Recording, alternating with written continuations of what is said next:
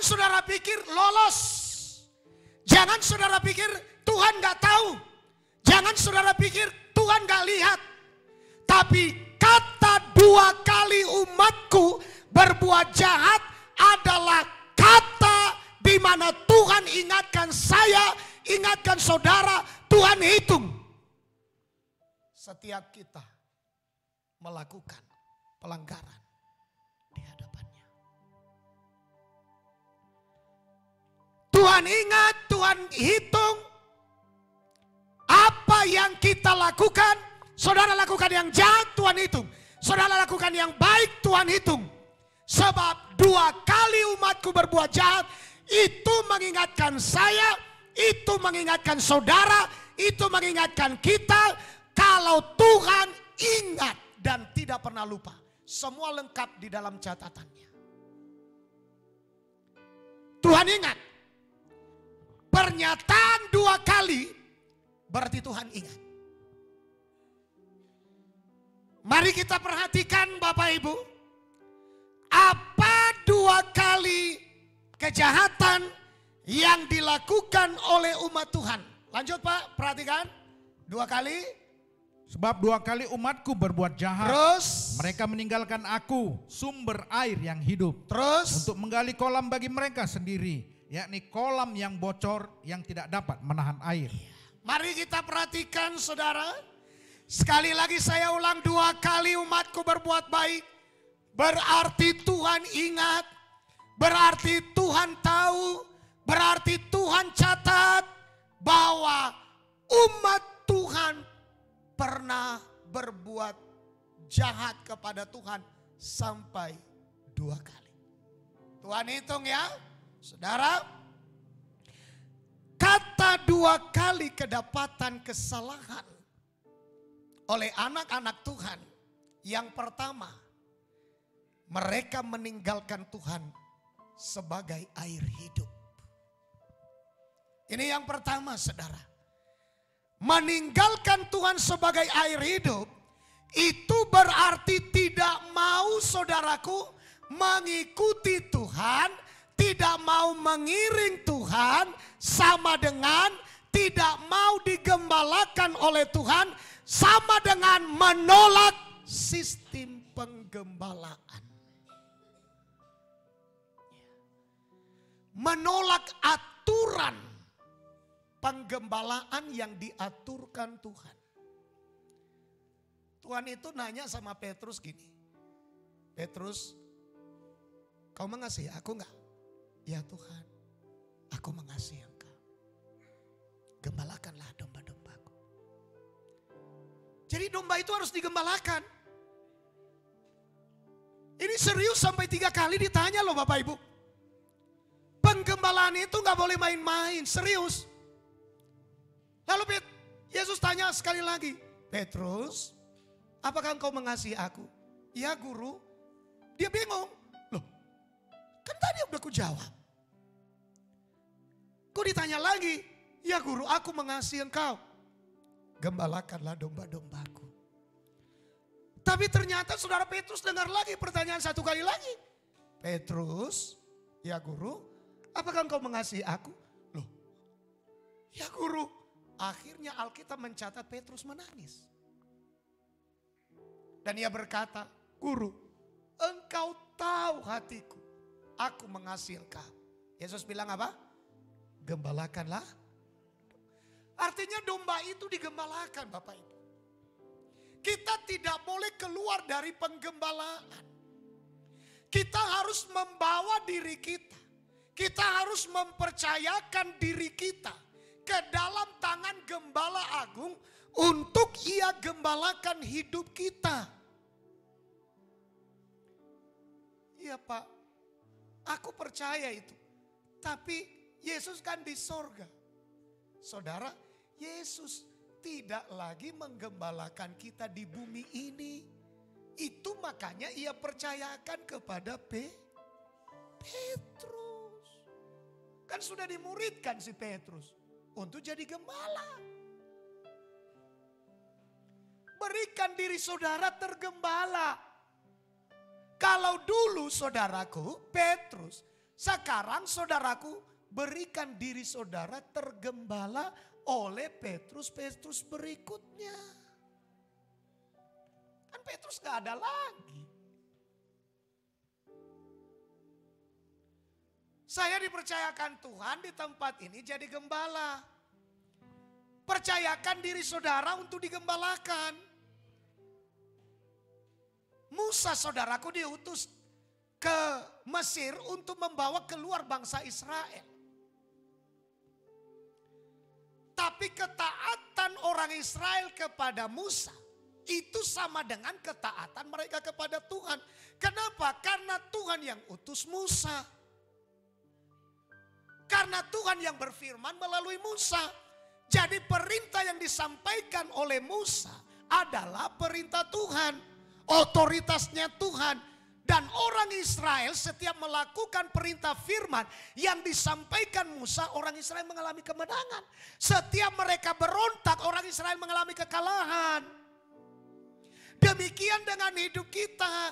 Kalau kita mau ikuti firman Tuhan yang menggembalakan hidup kita, yang disampaikan di dalam penggembalaan kita, maka kita akan menjadi bangsa Israel yang berkemenangan. Tapi kalau kita mengabaikan, kalau kita tidak taat, kalau kita berontak, maka kita akan menjadi bangsa Israel yang kalah di dalam medan peperangan. Berikan diri kita tergembala. Orang yang tidak tergembala adalah dosa. Mengapa saya katakan dosa? Sekali lagi, saya ulang. Orang yang tidak memberikan dirinya tergembala adalah kejahatan. Mereka meninggalkan aku, sumber air hidup. Mereka pergi menggali kolam yang bocor. Bocor itu kering. Hanya di dalam Tuhan perempuan Samaria hidupnya tidak haus lagi. Karena sumber air hidup kita bukan sumur Yakob. Sumber air hidup kita bukan harta. Sumber air hidup kita bukan jabatan.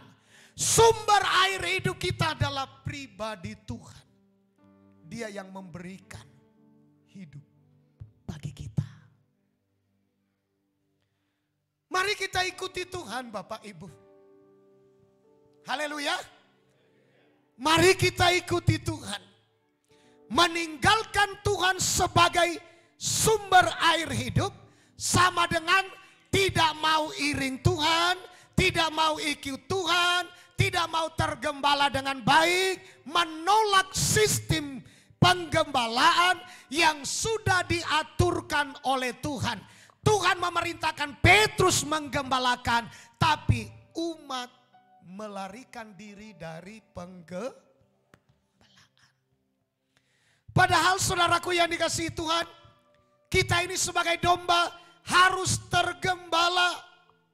Di dalam Matius pasal 9, mari kita perhatikan. Dalam Matius pasal 9 ayat yang ke-36, perhatikan. Ayat yang ke-36, ya silakan Pak. Ayat Demikian 36, firman Tuhan. Ya. Melihat orang banyak itu, ya terus tergeraklah hati Yesus oleh belas kasihan kepada mereka. Terus karena mereka lelah dan mereka lelah. Mereka terlantar. Mengapa lelah? Mengapa terlantar? Lanjut Pak. Seperti domba yang tidak bergembala. Karena tidak punya gembala. Jadi terjadilah saudaraku domba kelelahan, domba terlantar karena mereka tidak bergembala. Jadi kalau kita saudaraku menolak untuk mengiring Yesus, menolak untuk mengikuti Yesus, maka itu sama dengan kita menolak digembalakan. Kalau kita menolak digembalakan, maka Alkitab mencatat hidup secara daging tanpa Tuhan, hidup secara duniawi tanpa Tuhan, hidup mengandalkan kepintaran tanpa Tuhan, memang luar biasa menurut dunia. Tapi tanpa Tuhan sumber air hidup itu sama dengan domba yang tidak tergembala. Sama dengan tidak menemukan air hidup alias hidup dalam bak yang bocor. Dia lihat baknya bocor. Dia lihat sumurnya bocor. Tidak ada air, kering. Hidup kering, gersang. Coba lihat orang yang di luar Tuhan. Colek dia sedikit, dia ngamuk. Nah, kenapa? Kenapa kau colek-colek aku? Apa maksudmu? Nah, kenapa? Hidupnya kering. Hidupnya gersang. Hidupnya tandus. Saudara, tapi saudara kalau anak Tuhan dia dicolek. Kenapa kawan? Kan begitu, berbeda saudara. Ya, berbeda dengan orang kalau yang di luar Tuhan dengan yang di dalam Tuhan. Ya, jadi Bapak Ibu perhatikan baik-baik. Yang tidak tergembala hidupnya terlantar. Tidak ada pemilik. Terlunta-lunta. Sama seperti Esau yang pergi berburu daging. Makin jauh mengejar buruannya. Makin jauh meninggalkan kemah. Makin jauh meninggalkan kemah. Dan ketika ia pulang, Alkitab mencatat, bukan saya yang ngomong, Alkitab mencatat ia kelelahan. Betul nggak yang dikatakan Matius ini? Domba yang tidak bergembala itu lelah dan terlantar. Akhirnya pulang, Esau pulang dengan apa? Lelah. Pada waktu dia lelah, dia jual hak kesulungannya. Makanya ada ayat yang mengatakan, jangan seperti Esau yang memiliki nafsu rendah. Kenapa rendah nafsunya? Dia jual sorga hanya sepiring kacang merah. Dia jual hidup kekalnya hanya sepiring kacang merah. Otomai, makanya dibilang bernafsu rendah. Saudara-saudaraku yang terkasih, sedianya Tuhan telah merancangkan berkat besar bagi kita. Tapi karena kita bodoh, akhirnya kita memilih kacang merah satu piring. Habis dimakan, buang sore-sore, selesai sudah. Itulah kebodohan. Saudaraku yang dikasihi Tuhan, jangan hanya lihat merah-merahnya yang menggiurkan. Jangan lihat saudaraku kenikmatan yang menggiurkan. Tapi bersifat sementara. Tapi yang menjerat leher kita. Untuk membuang kita di dalam lautan api neraka. Olehnya saudaraku, mari kita perhatikan. Mengapa saudaraku yang dikasihi Tuhan, begitu banyak orang yang terlantar. Betapa begitu banyak orang yang lelah di luar sana. Mereka tidak memiliki penggembalaan. Mengapa Bapak Ibu? Karena orang percaya mengabaikan mereka.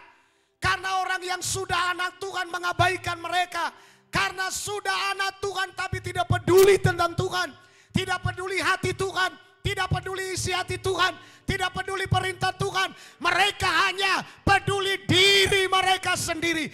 Aku sudah selamat, ya udah peduli amat orang lain. Ini diterangkan oleh Yesus ayat 37. Silakan Pak. 37. Ya. Maka katanya kepada murid-muridnya, Ya. tuaian memang banyak. Pada waktu Yesus melihat itu saudara, banyak sekali domba yang terlantar. Banyak sekali domba yang lelah. Banyak sekali domba yang tidak bergembala. Yesus bilang banyak kali domba yang siap dituai. Itu dia doa anak-anakku. Kemana orang-orang yang sudah kutebus? Kemana orang-orang yang percaya kepadaku? Kenapa mereka tidak terlibat dalam penuaian? Supaya mereka bisa masuk dalam penggembalaan. Waduh Tuhan, waktu Tuhan lihat di sana ada domba yang lelah. Di sana ada domba yang domba yang terlantar. Yesus bilang kepada murid-muridnya, banyak sekali domba yang siap dituai. Tapi mengapa mereka tidak dituai? Lanjut Pak. Tuaian memang? Tuaian memang banyak, tetapi pekerja sedikit. Pekerja sedikit. Gak ada yang mau bekerja. Saudara tahu, untuk kebaikan kita pun, ini untuk kebaikan kita. Kita tidak mau kerjakan. Makanya terkadang bagaimana bisa melakukan untuk mendatangkan kebaikan bagi orang lain. Untuk mendatangkan kebaikan bagi diri kita sendiri pun terkadang sulit. Maksudnya bagaimana itu saudaraku? Mendatangkan kebaikan bagi diri kita. Contohnya kita disuruh baca Alkitab, disuruh berdoa, gak mau. Disuruh beribadah, gak mau. Gak mau. Tapi kita mau selamat. Mau selamat? Ya mau. Mau diberkati? Mau. Mau Tuhan dengar doamu? Mau.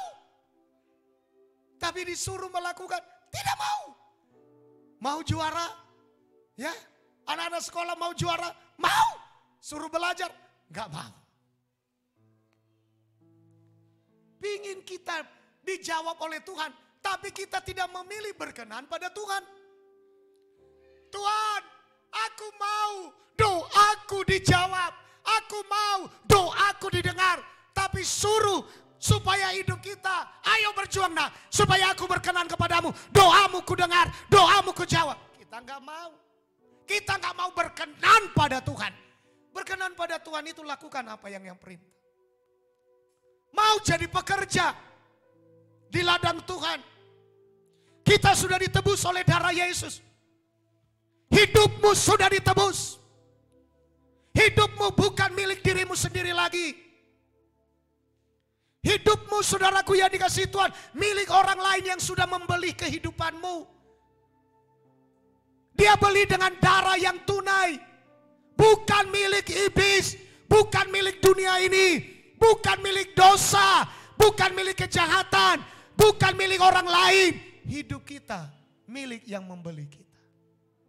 Kita mengabdi kepada Dia. Kalau engkau mengabdi kepada orang lain yang tidak menebus hidupmu, yang tidak bayar hidupmu, itu dosa. Itu satu kejahatan menurut saya.